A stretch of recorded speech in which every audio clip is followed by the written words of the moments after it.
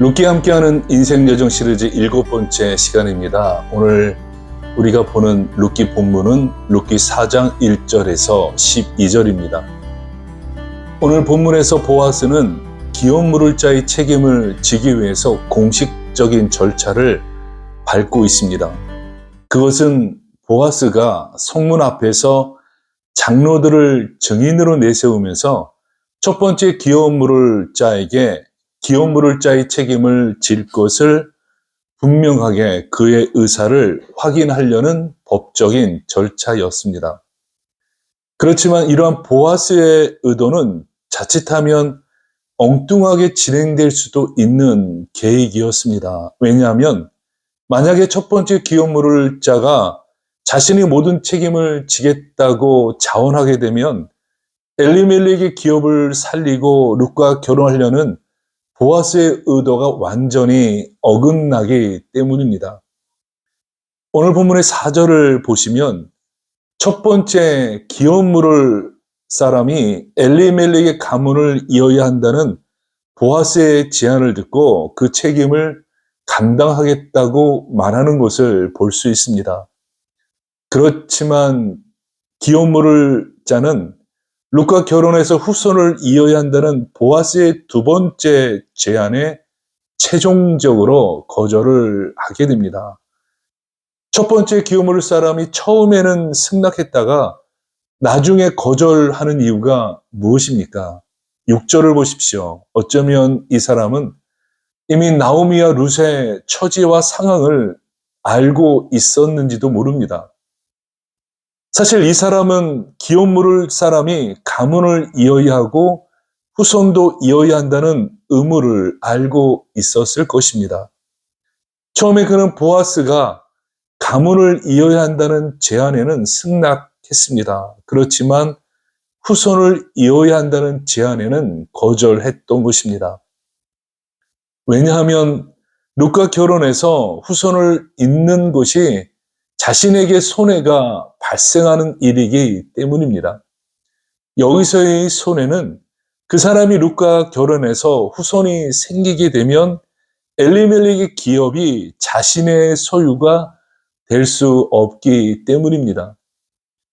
그렇다면 보아스가 처음에 기업을 이어야 한다고 말했을 때 그때 그는 왜 승낙을 했던 것입니까?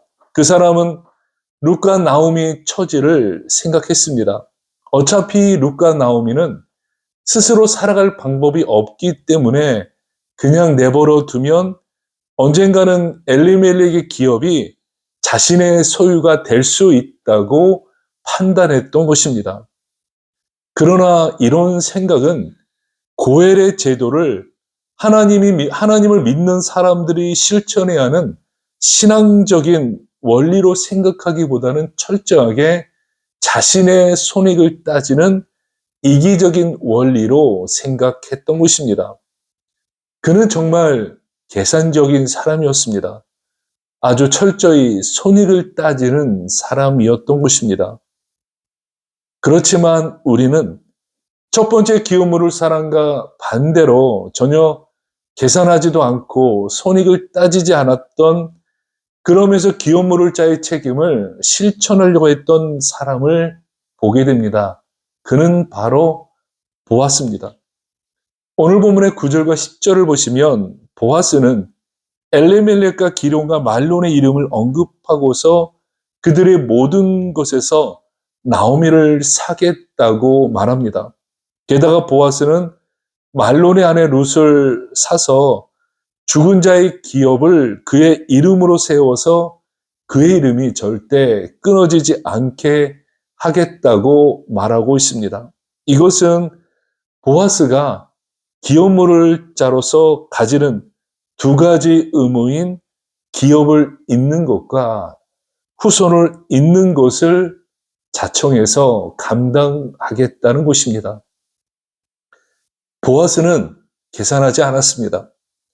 보아스는 기업 물을 자로서의 책임을 자발적으로 감당하려고 생각했습니다. 무엇보다 보아스가 그렇게 생각했던 이유가 있었습니다. 보아스는 기업 물을 자로서의 책임을 하나님과의 관계에서 생각해 보았기 때문입니다. 보아스는 하나님 앞에 신실한 사람이었습니다. 보아스는 자신에게 손해가 있을지라도 자신이 해야 할 책임을 먼저 생각했던 것입니다. 보아스는 머리로 계산하기보다는 하나님을 더 신뢰했던 것입니다. 오늘 본문에서 우리가 무엇을 적용해 볼 수 있겠습니까? 하나님을 믿는 사람들이 너무 계산적이어서는 안 된다는 것입니다. 첫 번째 기업문을 짜는 정말 계산적인 사람이었습니다. 그 사람은 자신에게 이익이 될지 이익이 되지 않을지 거기에만 관심이 있었던 것입니다. 그러나 보아스는 하나님을 믿는 사람으로서 어떠해야 하는지를 보여주고 있습니다. 그는 자신에게 손해가 일어나더라도 책임을 감당하기 위해 계산하지 않았던 것입니다.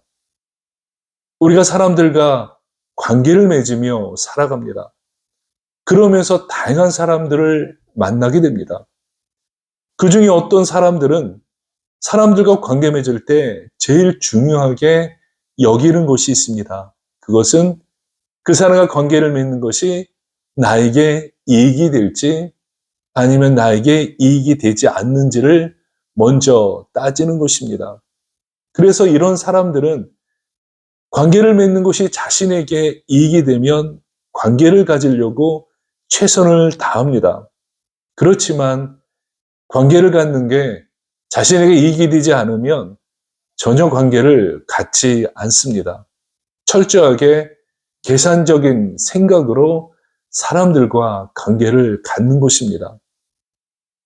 우리들이 이런 모습을 구원의 측면에서 한번 생각해 볼 필요가 있습니다. 하나님의 구원이 절대로 편협한 구원은 아닙니다. 그렇지만 예수님 당시에 유대인들의 생각이 달랐습니다. 유대인들이 생각하는 구원은 오로지 자신들의 생각이었습니다. 유대인들은 구원의 특권을 이방인들에게 주어서는 안 된다고 생각했던 것입니다. 그래서 유대인들이 노예나 이방인들이 할례를 받아서는 안 된다고 주장했던 것입니다. 그렇지만 하나님이 생각하시는 구원은 계산적으로 생각하는 유대인들과는 전적으로 달랐습니다. 하나님께서 생각하시는 구원의 대상이 누구입니까?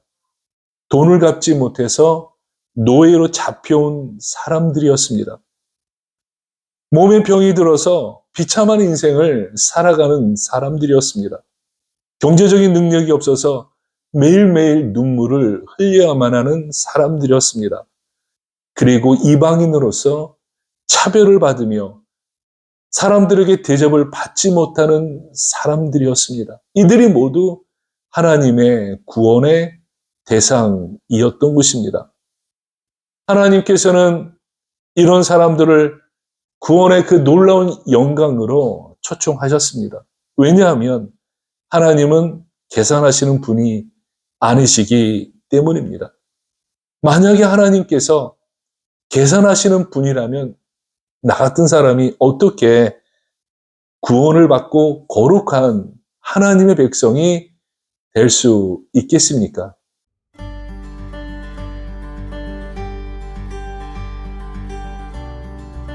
우리가 신앙생활하면서 너무 계산적인 사람이 되어서는 안 됩니다. 때로는 손해도 볼 수 있습니다. 때로는 희생도 할 수 있습니다. 하나님을 보십시오. 하나님은 자신의 사랑하는 아들을 십자가에서 죽이시는 엄청난 희생을 보여주셨습니다. 우리가 신앙생활하면서 때론 게으르거나 때론 무지해서 실수할 수는 있습니다. 그러나 계산은 하지 마십시오. 너무 이익을 따져서 계산적으로 살아가지 마시기 바랍니다. 인간이 그렇게 살면 안 되지 않겠습니까? 우리는 그리스도인들입니다.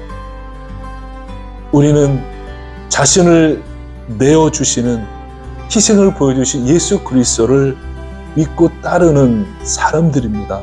그런 우리들이 어떻게 계산하고 이익을 따지며 신앙생활을 할 수가 있단 말입니까?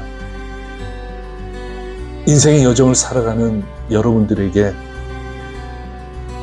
우리가 부담할 것은 부담하고 희생해야 한다면 기꺼이 희생하십시다.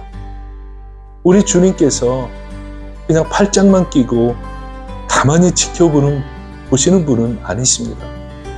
우리가 주님을 위해서, 그리고 이 땅에 많은 사람들을 위해서 내가 손해를 본다면 우리 주님께서는 맥굽절 이자까지 쳐서 우리에게 돌려주실 것입니다. 더 귀하고 값진 것으로 우리에게 갚아주실 것입니다. 이제 계산적인 신앙생활은 어제로 끝내시기 바랍니다.